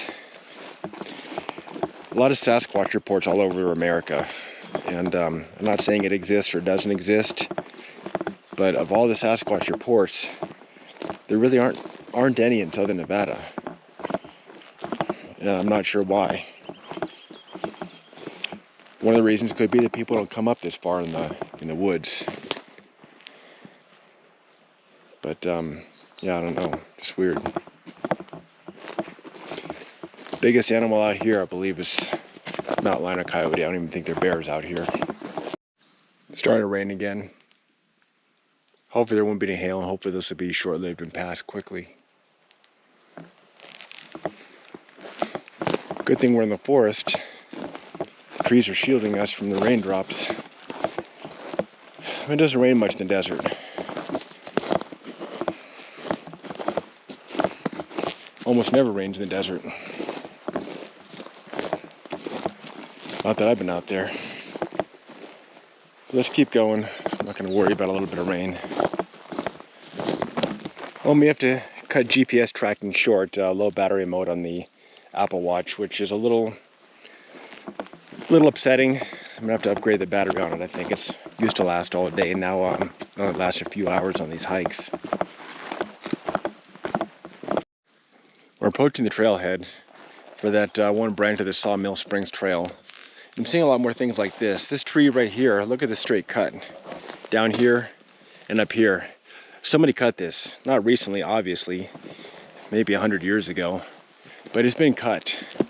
Same with that tree over there. So evidence of logging activity is good. That's what we want to see. Well, a couple more trees cut over there, which means we could be in a place where that truck is. So let's keep on going and see if we can locate it. Well, well, well. No truck yet, but look at this. The same kind of a cushion we saw at that settlement. Is this from the truck? Could be. I've got a feeling. Let's just look really careful. I know it's raining and hailing right now again, but if we're close to the truck, I could care less. See the hailstones coming down? Here's another cushion right here. Are these from that old truck? Could be. Let's keep going. I'm seeing cut down trees over there. Over here I see some kind of a barrel. Definite evidence that people have been here. I see a sign over there. We're going over here.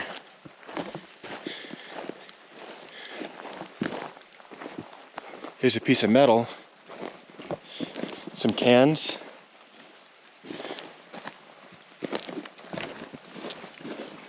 This is part of an old stove. Ensign number 7.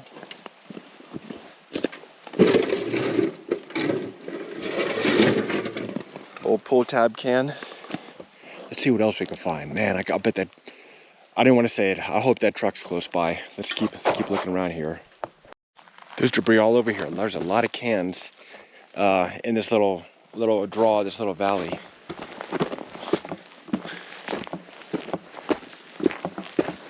Piece of metal. I see a fence. There's a settlement here. Here's a bench, burn barrel.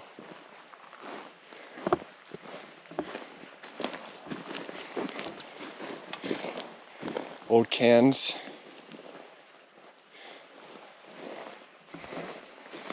Loose barbed wire fence. This is clearly a feed trough. Same thing we saw in that other by Sawmill Springs. There's barbed wire in the feed trough. This was an animal enclosure. Clearly, there's some metal up over there, and some kind of a sign and some wood over there. Let's keep looking around. Look at this. Shasta orange soda. Man, I haven't drank Shasta soda pop since I was a kid. That's a tin can too. Look at the top of this. Look at that. The can openers used for this, they used to call them a church key. And you can go and comment down below if you know where the term church key comes from. But Shasta orange soda with the church key top like this, I'm tempted to keep this can. This is old. This is like old. Wow. Let's look around and see what else we can find. There's more metal here. Was this part of the old truck? It could have been. Here's an old frying pan. Tin frying pan. Looks like an angry wife hit her husband with it up alongside the head. Look at that. Tree's been cut down. Now, there's rocks placed here in a line. I wonder if it's a grave or something. This was an encampment. And we're not even done looking at all of it.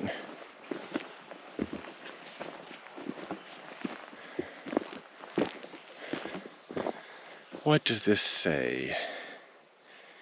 I'll take a few photos, back up and take a few photos and let you internet sleuths see if you can figure this out, but it's clearly old.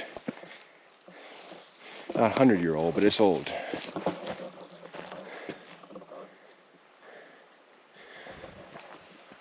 I wonder if it says, abandon all hope, he who passes beyond this sign. I don't know.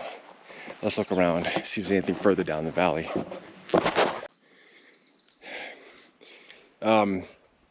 If the truck is out here, I'm guessing it's somewhere between here and that point down here, down this path where we turn off to go to the canyon, where obviously it's not.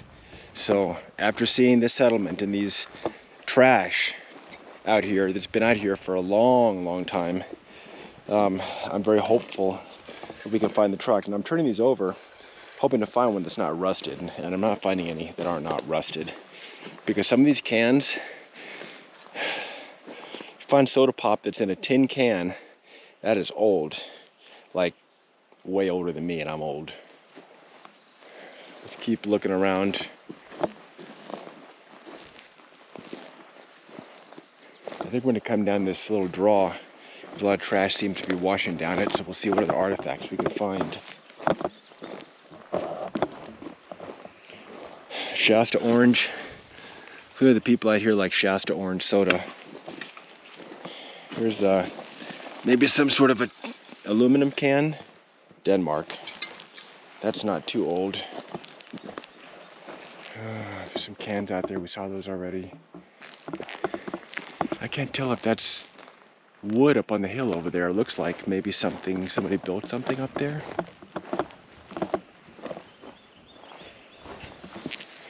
We'll come back and keep an eye on this little draw, but it looks like somebody may have built something up here.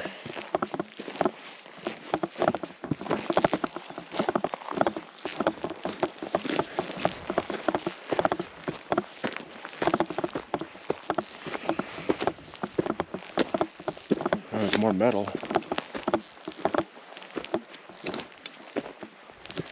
That's for sure. Metal from what?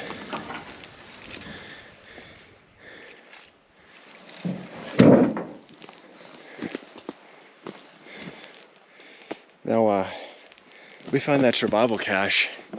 It was something like this, and my buddy saw a little bit of it sticking out. I'm not seeing anything here. Well, no, it's raindrops. Looks like there might have been something built here at one point in time. All right, I'm not seeing anything. Let's head back down this little draw, looking for artifacts.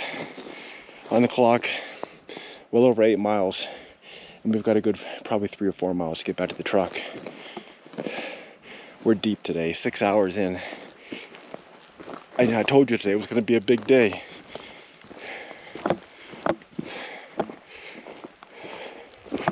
All right, to this corral. This is what, the third settlement we found out here. If there was no evidence of the people been out here hundreds of years ago or a long time ago, so there's all these cans and encampments, I would call BS on the truck. But because there's clear evidence of logging, that all this trash out here, and some of these heavy logs, you need a team of horses to pull them. And that's, I'm sure, what they were using this truck for, is to pull these logs out of here. Probably down to the sawmill, which I'm guessing was at that junction that we're going to go by on the way out. Probably why they named it Sawmill Springs.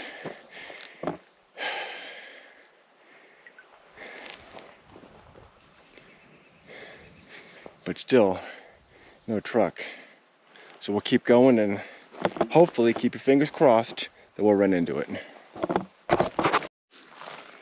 All right, looks like there may have been a wood structure here at one point in time. Somebody's clearly nailed this to the tree. Piece of metal, some old wood. Maybe it was some kind of a shelter here, I guess. I don't know.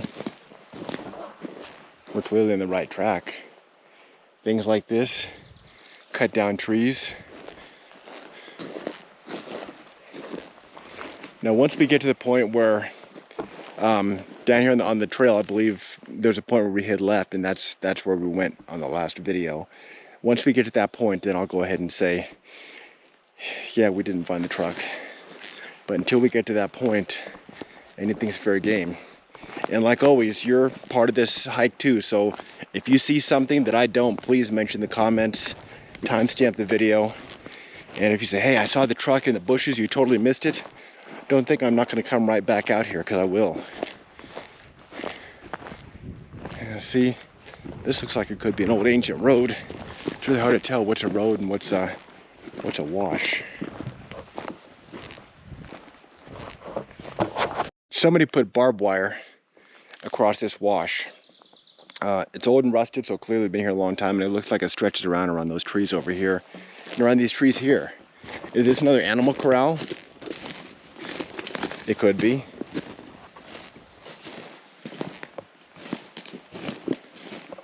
But yeah, it's been here a long time.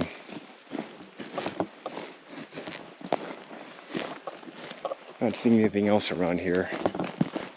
But I'm just trying to be slow and keep my eyes open. Holy shit. I think I just found the truck.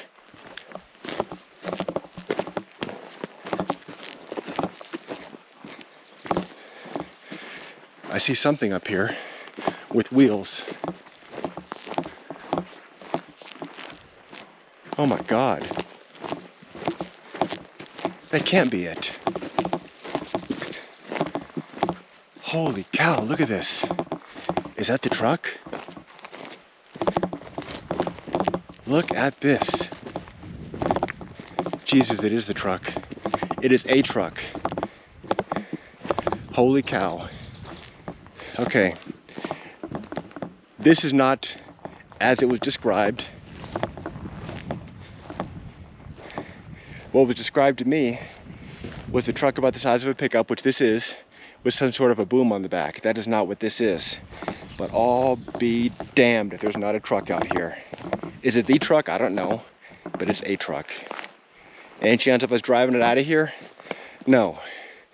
Look at this thing. Un-effing believable. Is there more? Look, there's logs there. There's something standing up here. There might have been a structure there. Well, I'll be damned. I don't know if this is the truck or not, but I found a truck. I'm gonna call this a victory. Yes! All right. Let me mark this on GPS, get some good pictures of it, but I'll be damned. There sure as hell is a truck out here. Wow. Okay, now I'm fairly certain this is the truck. Clearly this is something that was used to haul logs out of here. Engine's gone. It's pretty much just a frame and wheels. Can't even tell what kind it is, but for those of you that want to thoroughly explore this truck, I'm going to give you that. I'm going to try to film every square inch so you can see in detail. There's the rear differential, wheels. There's no getting this thing running. So you got this wood that's just bolted on a frame. This is old. There's the exhaust pipe way in there. Engine missing. It's got a wooden bed. Tire is missing here. There's the leaf springs. I don't see any writing. I'm looking for any kind of writing on here. I'm not seeing any writing. But I do on the tire. So, Pennsylvania Rubber Company, Jeanette, Pennsylvania, made in USA. 9 to 20, 10 ply. Extra heavy. Maximum load 3250, keep inflated to 65 pounds. I don't see a date on here. I see no date code, but your internet sleuths, with that little bit of information, hopefully that's enough. You can try to get a date on this. I don't see any date or markings anywhere else. Even on the valve stem, looks like maybe some marking. Can you tell? I can't really get in there and tell. Spider webs on this thing. There may have been a weld there. Can't tell if that's OEM or not. Over here, see, I don't know why this is hanging in the tree. Over here,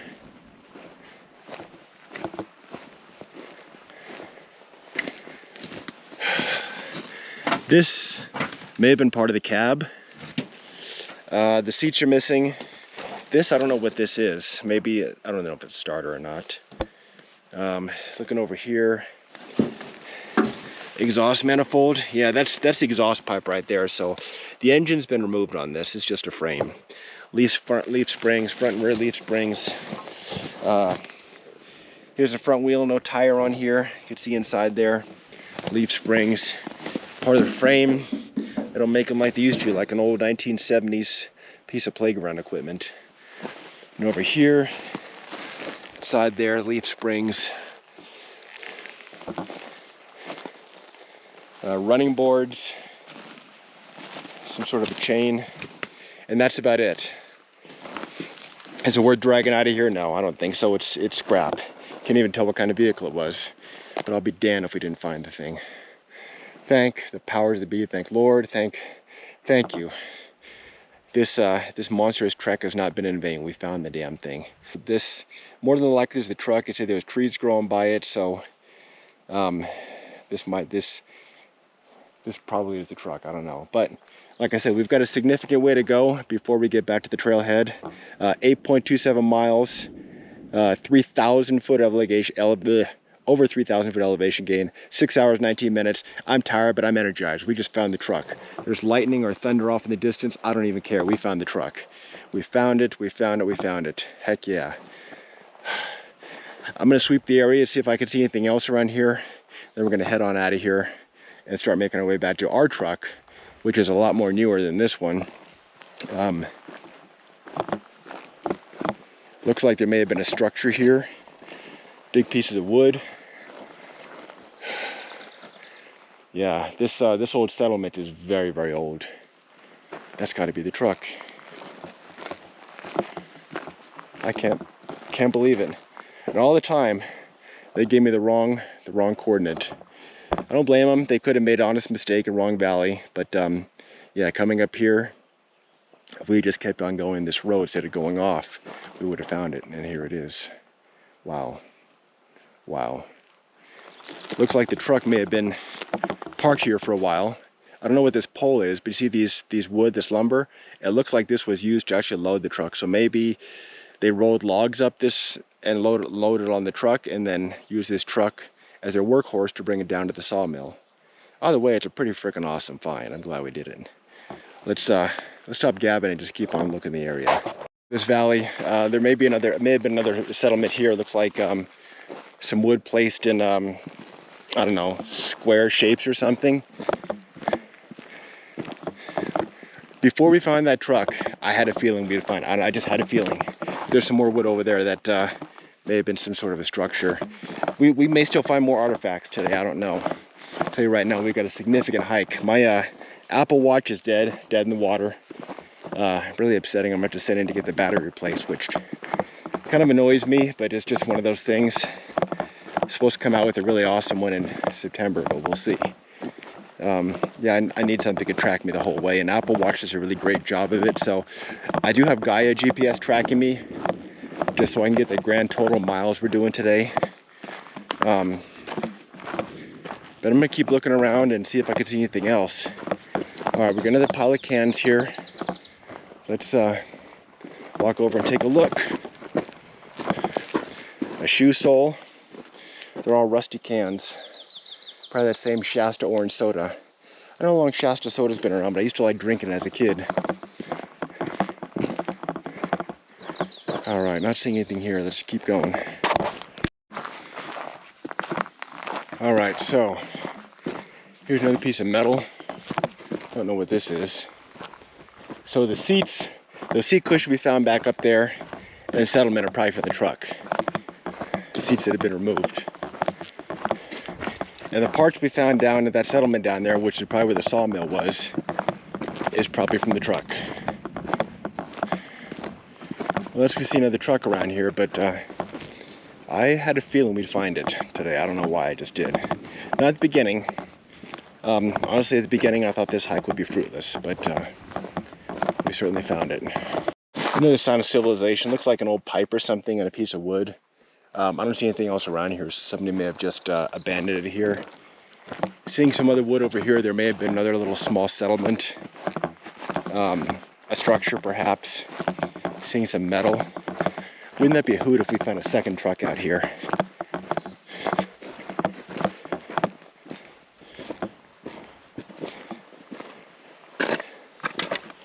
Yeah. Looks like there was a structure here a very long time ago.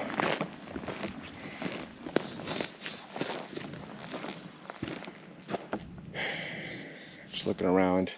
It's easy to see wood piles like that across the way and think it's a structure, but it's not. Little kind of sub-settlement is all it is. Some metal and wood laying around.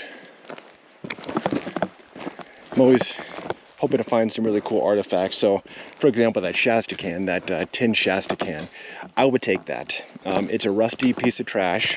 If I found one in good condition or even mint condition, yeah, I'd take it. I would. Souvenir. But in its current condition, all rusted out, like broken, no, it's not worth much. I took a picture. That's good enough for me. Well, this is appreciated. A nice wide wash, and it's all downhill.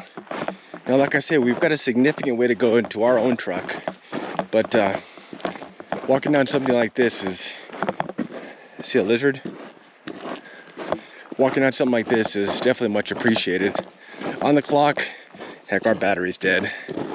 We're at about 8 miles when the battery died, so I've got Guide GPS recording, and we'll just add that to the 8 miles that the Apple Watch captured.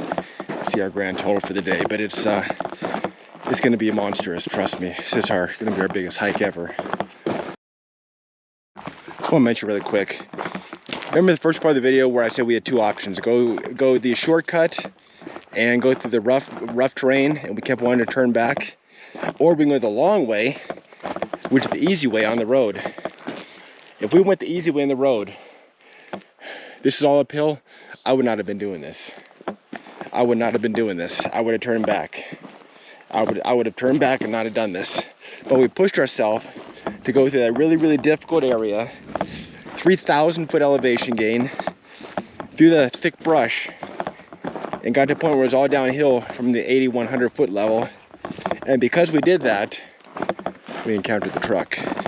So it just goes to show you folks, sometimes the best things in life, you can't get it by just following directions or a GPS location or even clicking and watching a video. Sometimes you just gotta get out and do it yourself, and you're not gonna find the best things in life on the easy path. All right, so we're almost to where this trail intersects with the trail we did last week, and I see a sign out there. It's just like the other one we saw where you can't really read it, but I'm gonna walk out there because it might be something else. Just trying to find a easy path to get to it. Yeah, it's right there. We'll be on our way anyway. Open something. Open fires prohibited. Okay, that's fine. No campfires out here. Could have been an old campfire there. Almost looks like a settlement out here. There's a can, some more cans. Is this old sawdust? I don't know. Lots of old cans out here. The truck I'm guesstimating was from the 1930s. So these cans I'm guessing are probably 30s, 40s, somewhere around there. Some wood over here. May have been a structure here at one point in time. Mother Nature takes her land back. It's really hard to see what is here. Look at this. Was this an old cabin perhaps at one time? Hard to say. Hard to say. Good place for it though. Great place for a cabin. It's all public land though. But I'm gonna stop jibber jabbering and put the camera away and just walk, unless I see something interesting, because from this point, this is where we've been before. So we'll just we know where to go. We'll just basically follow this wash the whole way back to the main dirt road, and then the main dirt road back to the truck. Just a long walk, it's all. Stop to take a quick break here. It's noticeably warmer down here than it is up at the higher elevations. I just checked the GPS. Apple Watch is dead. Battery's completely dead. GPS shows the 6,300 foot level. That means we dropped close to 2,000 feet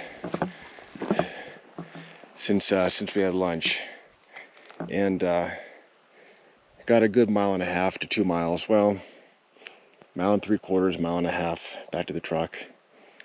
And like I said, when we came out here this morning, You could see a big difference between my motivation level, my energy level. I'm tired, it's been a long day. I'm fine, I can make it. My legs are tired, my body's tired. Home stretch, about a mile or so back to the truck. I'll make it, I'm fine. Dead tired, but I'm fine.